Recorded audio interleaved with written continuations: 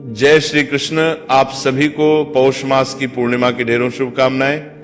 प्रिय दर्शकों, आज हम बात करेंगे पौष पूर्णिमा के विषय में। बताएंगे आपको कि पौष पूर्णिमा कब है, क्योंकि ये 2026 की पहली पूर्णिमा होने जा रही है। किस दिन पूर्णिमा का त्योहार मनाया जाएगा? पूर्णिमा पर जो चंद्र अर्घ्य व्रत होता है वो किस दिन करेंगे, और सत्यनारायण भगवान का व्रत किस दिन होगा? क्या दोनों ही दिन किए जा सकते हैं? नहीं किए जा सकते। भद्रा के विषय में कहा जा रहा है, तो भद्रा कब से कब तक रहेगी या क्या प्रभाव रहेगा? पौष पूर्णिमा की पूजा कैसे करनी है? इस दिन हमें क्या दान देना चाहिए? क्या जप करना चाहिए? क्या इसका स्नान कहा गया है?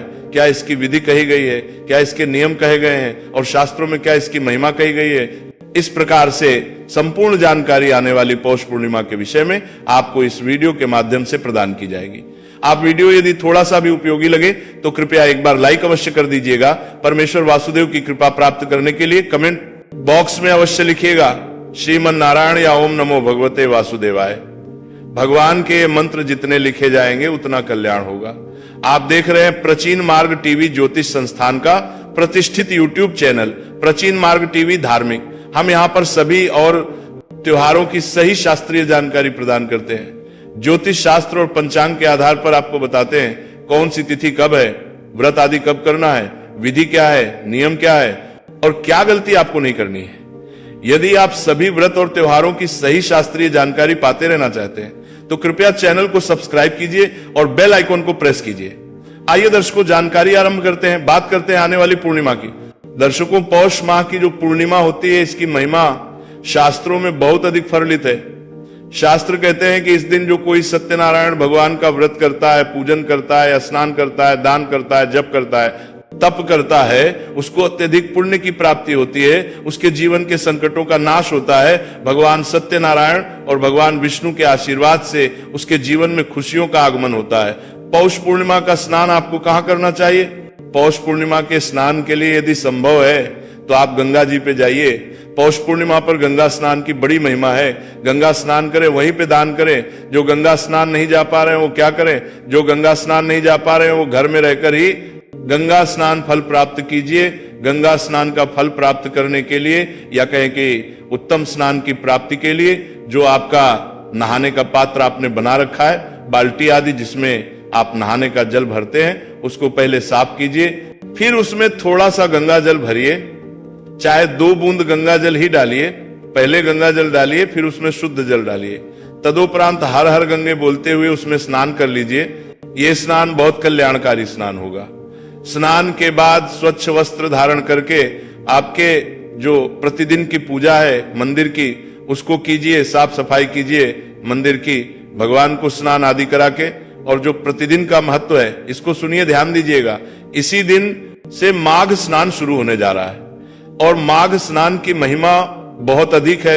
आप जानते हैं वैशाख स्नान, माघ स्नान, कार्तिक स्नान, ये ऐसे महीने हैं जिनके स्नान से ही मनुष्य तर जाता है। तो माघ शुरू होने जा रहा है, इसलिए स्नान कब करेंगे? सूर्योदय से पहले।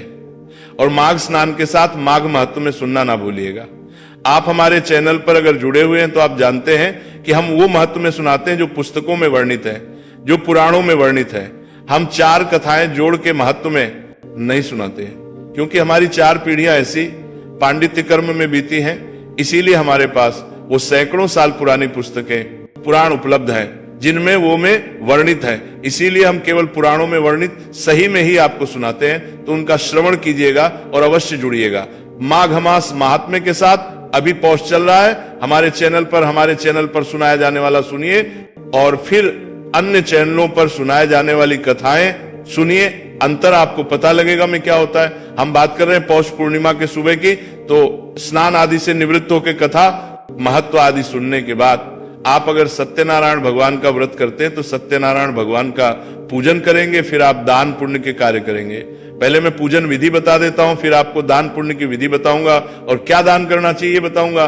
पूजन के लिए आप सत्यनारायण भगवान की तस्वीर लीजिएगा, प्रतिमा है तो प्रतिमा लीजिएगा। उनको स्थापित करने के लिए कोई चौकी लीजिएगा। उस पर बिछाने के लिए लाल या पीला वस्त्र आपके पास होना चाहिए। भगवान की पूजा करने के लिए आपके रोली मोली पान सुपारी, लौंग इलायची पान में आपके पास पान का पत्ता होना चाहिए। पान सुपारी, सुपारी कितनी? 1 सुपारी 2 लौंग, कम से कम 2 इलायची, धूप दीप, घी का दिया, नैवेद्य में आप भगवान को फल अर्पित कर सकते हैं। कोई मिठाई है तो मिठाई अर्पित कर सकते हैं या मिश्री अर्पित कर सकते हैं। कुछ ना मिले, बताशा हो तो बताशा अर्पित कर सकते हैं। इस व्रत में पंचामृत की बड़ी महिमा है। भगवान के पूजन में भी उनको स्नान कराया जाएगा पंचामृत से। तो पंचामृत बनाना है, पंचामृत के लिए कच्चा दूध, दही, घी, शहद, शक्कर और गंगा जल चाहिएगा। इसी प्रकार से आप भोग में भी पंचामृत का प्रयोग करेंगे। तो पंचामृत बनाने की सामग्री मैंने आपको बताई, ये एकत्र कीजिएगा। भगवान को जो विशेष भोग लगता है वो पंजीरी का भोग लगता है, उसमें केले की आवश्यकता होती है। तो आटे को भून के, गेहूं आटा भून के उसमें शक्कर आदि मिला के, घी आदि मिला के और फिर सवाया बनाया जाता है। वो कथा में वृतांत भी सुना होगा आपने कि सवाया आपको प्रसाद बनाना है। सवाया कैसे? 125 ग्राम, 1.25 किलो, 5.25 किलो ऐसे बनता है ये। तो पंजीरी बना लीजिएगा। केले उसमें अवश्य रखने काट के। ये सारी सामग्री एकत्र कर लीजिए। भगवान को अर्पित करने के लिए एक जनेऊ ले लीजिएगा और थोड़ा इत्र ले लीजिए। सारी सामग्री एकत्र कीजिए। 1 लोटा लीजिए तांबे का, उसमें पहले थोड़ा गंगा जल भरिए, फिर शुद्ध जल भरिए और फिर फूल के माध्यम से उस स्थान पर जल के छींटे दीजिए जहां बैठ के आपने पूजन करना है और जहां चौकी लगानी है, और जो सामग्री है उसको वहां पे रख लीजिए। इससे सामग्री शुद्ध हो जाएगी, वह स्थान भी पवित्र हो जाएगा। इस प्रकार से जल छींटे देके आपने स्थान को शुद्ध किया है और सामग्री को पवित्र किया है। क्योंकि जब सामग्री आती है आपके पास पूजा की, तो ये पता नहीं कितने सारे हाथों से लग के आती है। अब किसने किस अवस्था में हाथ लगाए थे, तो शुद्धि करना, पवित्रीकरण करना आवश्यक होता है। चौकी को बिछाइए, चौकी पर लाल या पीला वस्त्र जो आपके पास है उसको बिछाइए। भगवान सत्यनारायण की तस्वीर या प्रतिमा जो भी आपके पास है उसे स्थापित कीजिए, रखिए उस पे। उनके सीधे हाथ की ओर घी का दिया रखिए और विपरीत धूप रखिए। अगर दिया तेल का बनाया तो तेल का दिया उल्टे हाथ की ओर रखा जाएगा। इस प्रकार से स्थापना कर लीजिए। स्थापना करने के बाद अपने सीधे हाथ पर लोटे में जो जल है ना, उसमें से 1 चम्मच से जल लीजिए और हाथ धो लीजिए। हाथ धोने के बाद अब आप 1-1 चम्मच जल आजमनी करेंगे। 1-1 मंत्र पर 1-1 चम्मच जल सीधे हाथ पे लेंगे और पी जाएंगे। ओम माधवाय नमः जल लीजिए, पी जाइए। ओम केशवाय नमः जल लीजिए, पी जाइए। ओम नारायणाय नमः जल लीजिए, पी जाइए। ओम ऋषिकेशाय नमो नमः, हाथ धो लीजिए। हाथ धोने के बाद अपने आप को तिलक कीजिए, मौली बांधिए। पारिवारिक जन बैठकर यदि पूजन कर रहे हैं तो उन्हें भी तिलक कीजिए, मौली बांधिए। अब आप भगवान सत्यनारायण का पूजन करेंगे। भगवान सत्यनारायण के सामने एक कोई कटोरी या पात्र रख दीजिए, उसमें जल अर्पित कीजिएगा या पूजा की जो सामग्री है उसमें चढ़ाइएगा। इससे वो सामग्री और जलादि फैलेगा नहीं। सबसे पहले को 5 पुष्प अर्पित करेंगे आसन के रूप में। ये भाव रखिए कि आप भगवान को आसन प्रदान कर रहे हैं। 5 पुष्प हाथ में लीजिए, निवेदन कीजिए कि हे प्रभु, ये 5 पुष्प हम आपको आसन के रूप में अर्पित कर रहे हैं। इन्हें आप आसन के रूप में स्वीकार करें और यहाँ विराजमान हो, जिससे कि हम आपका पूजन कर सके। पुष्प अर्पित कर दीजिए भगवान को। अब आप धूप और दीप को प्रज्वलित कर लीजिए, दिया जला लीजिए, धूप जला लीजिए, अपने हाथ पर जल लीजिए। 1 रुपए का सिक्का दक्षिणा के रूप में कम से कम रखिए और 3 बार बोलिए ओम श्री विष्णु, ओम श्री विष्णु, ओम श्री विष्णु। अपना नाम, अपना गोत्र, जिस स्थान पर बैठकर संकल्प कर रहे हैं वहां का मकान नंबर, क्षेत्र का नाम, शहर का नाम। पौष मासी शुक्ल पक्षी पूर्ण श्याम पुण्य तिथि, आयु आरोग्यता प्राप्त, सुख संपत्ति प्राप्त। भगवान सत्यनारायण, पूर्णिमा सत्यनारायण व्रत बोलिए 100 श्री विष्णु। और यह संकल्प भगवान के चरणों में अर्पित कर दीजिए। संकल्प आपने अवश्य करना चाहिए। संकल्प करने के बाद भगवान की पूजा करेंगे। भगवान को 1-1 मंत्र पर 1-1 चम्मच जल सामने रखे पात्र में अर्पित कीजिएगा। ओम श्री नारायण नमो नमः। इस प्रकार 3 बार आपने जल अर्पित किया। अब भगवान को स्नान कराएंगे। स्नान के लिए फूल से जल के छींटे दीजिएगा। भगवान को सत्यनारायण पंचामृत बना लीजिए। कच्चा दूध, दही, घी, शहद, शक्कर ये मिला के पंचामृत बनाइए। पंचामृत को फूल पर लगा लीजिए और वो पंचामृत भगवान को अर्पित कीजिएगा। फिर से शुद्ध जल से छींटे दीजिएगा। अब भगवान को वस्त्र अर्पित करते हैं तो वस्त्र के रूप में मौली का एक टुकड़ा तोड़ लीजिए, वो अर्पित कर दीजिए भगवान को। जनेऊ को, रोली, कुंभ को माली से तिलक कर लीजिए, फिर चढ़ा दीजिए, तिलक कीजिए। भगवान को मादी से तिलक कीजिए। इत्र अगर आपके पास है तो इत्र को पुष्प पर लगाइए और इत्र भगवान को अर्पित कीजिए। इत्र अर्पित करके तिलक लगा के पुष्प अर्पित करेंगे। माला है तो माला पहनाइए, तदोपरांत भगवान को धूप दिखाएंगे, भगवान को धूप दीप दिखा के समर्पित करेंगे। तो भगवान को फल, मिठाई या मिश्री आदि जो आपके पास है वो अर्पित कीजिए। 1 चम्मच जल लीजिए, सामने रखे पात्र में अर्पित कर दीजिए। तांबूलम पुंगी फलम तांबुल, पान का 1 पत्ता लीजिए, उस पे 2 लौंग 2 इलायची, 1 सुपारी रखिए, उसका बीड़ा बना के वो भगवान को अर्पित कीजिए। शुभ दक्षिणा, जो भी दक्षिणा चढ़ाना चाहते हैं भगवान को वो दक्षिणा अर्पित कीजिए, हाथ जोड़ के नमस्कार कीजिए। अब आप पूर्णिमा की कथा, पूर्णिमा व्रत पर कथा सुनी जाती है, केवल और केवल सत्यनारायण भगवान की वही कथा आपने सुननी है, और वो 5 अध्याय कथा होती है, 5 अध्याय की। अगर कोई भी अच्छी सी कथा को सुनाएगा, पूरी कथा सुनाएगा, तो आरती के साथ लगभग उसमें 35 से 40 मिनट तक लग सकते हैं। 35 मिनट कम से कम लगेंगे ही लगेंगे। तो सही कथा का ही श्रवण करें। आप हमारे चैनल पर नए हैं तो सब्सक्राइब कर लें, क्योंकि हम संपूर्ण 5 अध्याय कथा विस्तार से सुनाते हैं विधि प्रकार से, तो उसको सुनेंगे। कथा के साथ हम आरती भी गाते हैं उसी में, तो इसके लिए आपको फिर कहीं कुछ और ढूंढना नहीं पड़ता।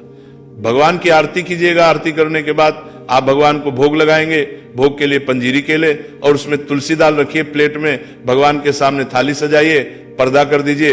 अब मंत्र पढ़ते हैं, आप प्रार्थना कीजिए, हाथ जोड़ के थाली बजाइए, अगर घंटी है तो घंटी बजाइए, और पर्दा हटा दीजिए। जल आजमनी कराएंगे, जल लीजिए, अश्मनी में थाली के चारों तरफ घुमाइए और छोड़ दीजिए। हाथ जोड़ के नमस्कार करके थाली उठा लीजिए, इस भोग प्रसाद को बाकी प्रसाद में मिला दीजिएगा। इस प्रकार से सत्यनारायण भगवान की आपने पूजा पूर्ण की है। अब हाथों में पुष्प लीजिए, भगवान के लिए 15 के भी भारत से अंतर नारायण से निवेदन कीजिए कि हे प्रभु सत्यनारायण भगवान, हमने आज आपकी है पूजा की, आपको स्थापित किया। इस पूजा में हमसे कोई गलती, कोई त्रुटि, कोई भूल हो गई हो तो उसे क्षमा कीजिएगा। प्रभु, हम अज्ञानी जीव हैं, आपके बालक नादान हैं, हमारी जाने अनजाने की गलतियों को क्षमा करते हुए दया का आशीर्वाद प्रदान कीजिएगा। आपको अर्पित करने के लिए हमारे पास कुछ नहीं है, तन मन धन सब कुछ आप ही का है। हमारे पास केवल क्या है? परमेश्वर, ये पत्र पुष्प की भेंट है प्रभु, इसको स्वीकार कीजिए। पुष्प भगवान अर्पित कर दीजिए। पुरुष जन जो है दंडवत प्रणाम कीजिए, माताएं सर झुका के हाथ जोड़ के नमस्कार कीजिए। इसके बाद आप प्रसाद बाकी सभी पारिवारिक जनों को वितरित कीजिए। फिर आपने दान देना है। कथा सुनी है तो कथा के निमित्त जो भी आपने अगर वाचक बुलाया है तो उनको भोजन आदि करा के दान दक्षिणा आदि दे के विदा कीजिए। और कथा आदि की दक्षिणा करने के बाद आप किसी गरीब की सहायता कर सकते हैं, कंबल दान कर सकते हैं, गर्म कपड़े दान कर सकते हैं, ब्राह्मण को दान कर सकते हैं। ब्राह्मण को भोजन ना करा पाए तो मंदिर में भोजन सामग्री दान कर सकते हैं। इस दिन आप गीता 7वें अध्याय को सुन के विधि पूर्वक उसका पुण्य अपने पितृ को अर्पित कर सकते हैं। ये भी पितृकर्म है जो बड़ा ही कल्याणकारी है, क्योंकि पूर्णिमा पर पितृकर्म करने से भी कल्याण की प्राप्ति होती है।